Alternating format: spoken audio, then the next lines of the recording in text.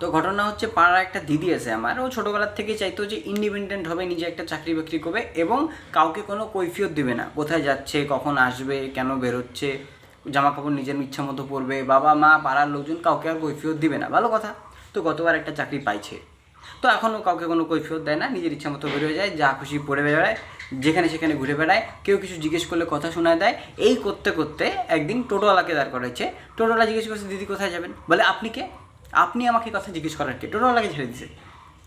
তো এরপরে বারবার টোটোওয়ালা গাড়ি ঘোড়া দাঁড় করায়, জিজ্ঞেস করতে হয়, সবাই জিজ্ঞেস করে কোথায় যাবেন, এই জন্য রাগ হয়ে স্কুটি কিনে নিছে, যে কাউকে কৈফিয়ত দিতে হবে না, ওইটুকুও কৈফিয়ত দেবো না যে কোথায় যাচ্ছি আমি।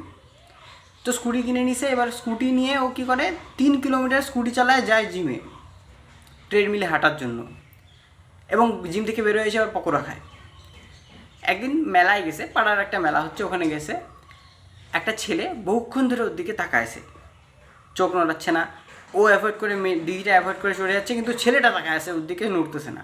এরকম বহুক্ষণ ঘুরে বেড়াচ্ছে, ও তাকাই আছে করতে করতে ও রাগ হয়ে গেছে, দিদিটা ছেলেটাকে ধরেছে, কী ব্যাপার, কেন তাকায় আসো, কী অসভ্যতা এটা, এই তোমাদের মতো ছেলেদের জন্য মেয়েরা সেফ না, রাতে বেরোতে পারে না, সবাই এই জন্যই প্রোটেক্ট করে।